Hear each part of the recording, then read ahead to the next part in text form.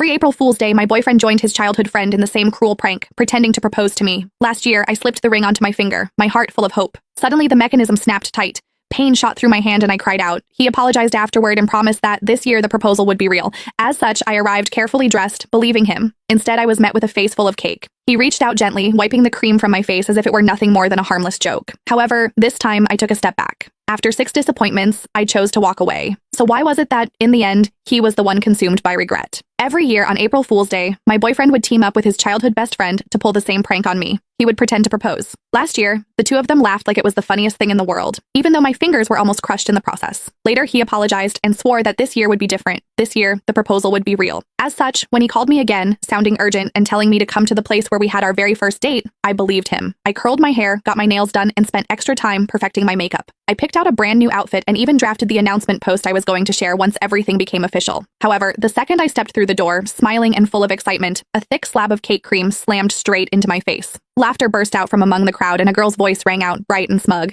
"I told you Whitney would show up, Nolan. You lost." Nolan Jones walked over and, just like always, gently wiped the cream off my face. "You got all dressed up," he said with a soft smile. "It's a shame about the outfit." Then he added, like it was nothing, "I made a bet with the guys about whether I could get you to come. I said you wouldn't.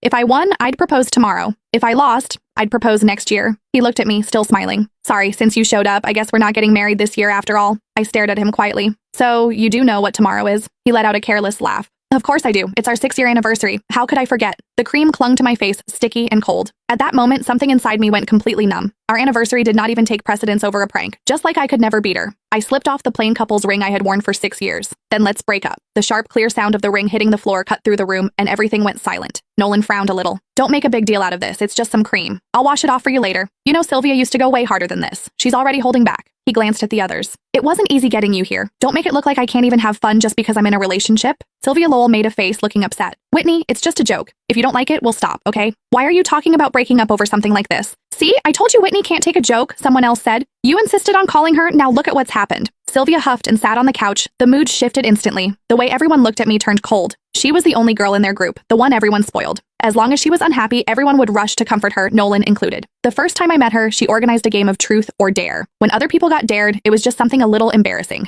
However, when it was my turn, they asked me to do something way out of line in front of everyone. All I said was that it was too much and I did not like it. Sylvia's eyes immediately turned red and she ran out of the room. Everyone ran after her, Nolan too. The welcome party that was supposed to be for me ended with me sitting there alone. He never said anything about it afterward, but from that day on, he never brought me to their gatherings again, unless Sylvia said it was okay. Then Nolan looked at me, his brows pulled tight. "Whitney, apologize to Sylvia." Before, I would have swallowed everything. I would have forced a smile,